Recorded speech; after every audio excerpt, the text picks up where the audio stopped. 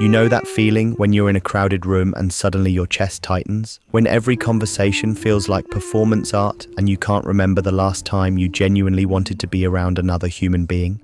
There's a woman I know who sits in her car for 20 minutes after work, not because she's tired, but because the thought of small talk with her neighbor makes her want to disappear. She doesn't tell anyone this. She smiles when she finally walks inside. But somewhere deep in her chest, there's this quiet voice whispering that people are exhausting, that humanity itself feels like sandpaper against her soul. If you've ever felt this way, if you've ever caught yourself thinking that people are the problem, that the world would be easier if you could just exist alone on some distant hill, then what I'm about to share might explain something you've been carrying for years. Hating people isn't really about hating people at all. It's about pain that learned to wear a mask. Picture him. He's 34, works in tech, orders groceries online, hasn't been to a social gathering in 8 months. When his phone buzzes with invitations, his stomach drops. He doesn't respond. He lets the message sit there, glowing with expectation, until it fades into the graveyard of unopened notifications. His friends have stopped trying. They think he's busy. They think he's changed. They don't know that every time he's in public, he's cataloging every possible way people might hurt him. The woman who cut him off in traffic becomes evidence. The co-worker who forgot his name becomes proof. The couple laughing too loudly at the coffee shop becomes an indictment of the entire species. This is what psychologists call a protective generalization. When you've been hurt enough times, your brain starts building walls not around specific people but around the entire concept of connection. It's efficient, it's safe, it's also slowly suffocating you. The psychology here runs deeper than simple introversion or social preference. What we're really looking at is a nervous system that has learned to associate human interaction with threat.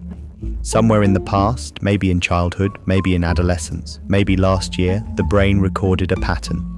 People equal pain, closeness equals danger, vulnerability equals injury.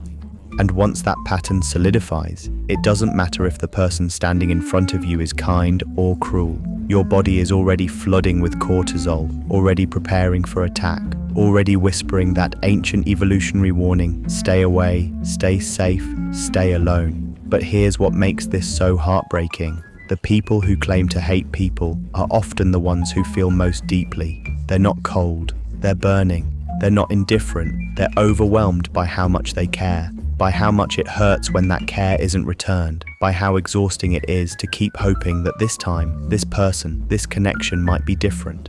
Think about the woman who rolls her eyes at couples holding hands, who makes cynical jokes about love, who says she prefers her own company. Listen closely to what she's really saying.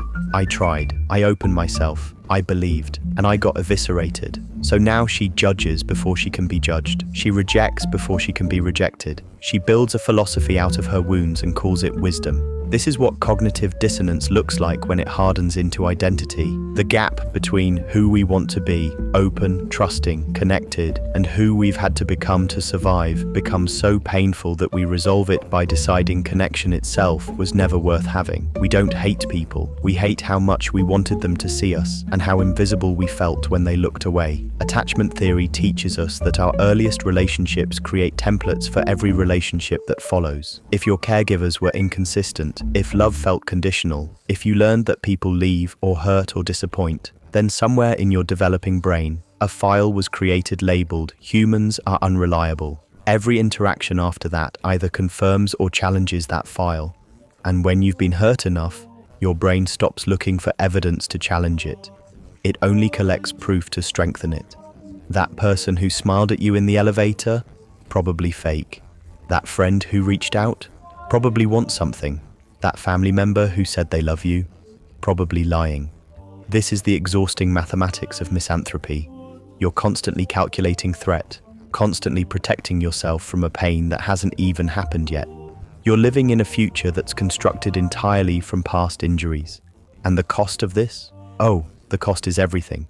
You miss the birthday party where you would have laughed until your stomach hurt. You avoid the conversation that could have healed something broken. You stay home while life happens in rooms you refuse to enter. You curate a small, controlled existence where nothing surprises you because nothing reaches you. And then one day you wake up and realize that in protecting yourself from pain, you've also protected yourself from joy, from meaning, from the exact connection that your nervous system is desperately, quietly, constantly craving. Because here's the paradox that nobody tells you. The people who hate people are usually dying of loneliness. They're not satisfied in their solitude. They're surviving it. They've just convinced themselves that surviving is the same as living. You can see this pattern in others once you know what to look for. It's the friend who always has an excuse, who intellectualizes everything, who treats kindness with suspicion. It's the co-worker who eats lunch alone, not because they want to, but because sitting with others feels like walking through fire. It's the family member who shows up to gatherings already defended, already armed with sarcasm and distance, already preparing to leave before they've even arrived. They're not mean, they're terrified, they're not cold, they're protecting something so tender inside them that the mere possibility of it being touched feels unbearable. But recognizing it in yourself, that's harder. That requires a kind of brutal honesty that most of us spend years avoiding. So let me ask you something, gently, without judgment. Have you been carrying this weight? Have you been telling yourself a story about humanity that keeps you safe but also keeps you separate? Are you living small because living large means risking the kind of pain that almost broke you once before? Think about these questions slowly. Let them breathe. Don't rush past the discomfort they create. Do you genuinely prefer solitude, or are you afraid of what might happen if you let someone close? When you criticize other people, are you seeing them clearly? Or are you seeing old wounds wearing new faces? Can you remember the last time you felt genuinely connected to another human being? What happened after that? Did someone leave? Did someone hurt you? Did you decide it was safer to never feel that way again? When people reach out to you, what's your first feeling? Genuine annoyance or fear disguised as annoyance?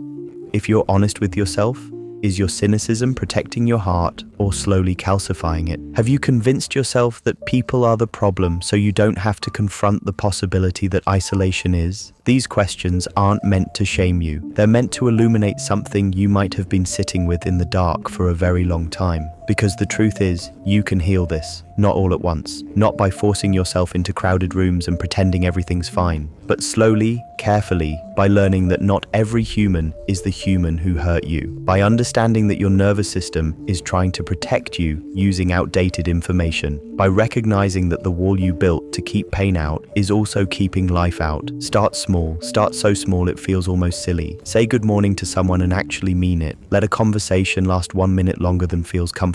Notice when you're bracing for impact and ask yourself if this moment, this person, this interaction actually warrants that level of defense. Practice the radical act of giving someone the benefit of the doubt, not because they've earned it, but because you deserve to live in a world where trust is possible.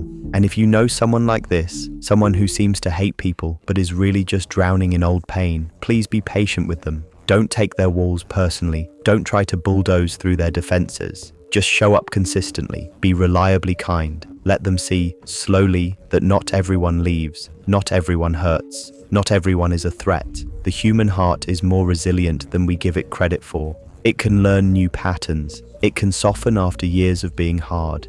It can decide, even after a lifetime of evidence to the contrary, that connection might be worth the risk. You are not broken for feeling this way. You're not damaged beyond repair. You're someone whose survival instincts worked so well that they forgot to turn off when the danger passed. And that's understandable. That's human. That's something you can work with. The world needs your particular tenderness, even if you've been hiding it under layers of cynicism and distance. The world needs what you see, what you feel, what you know about pain and protection.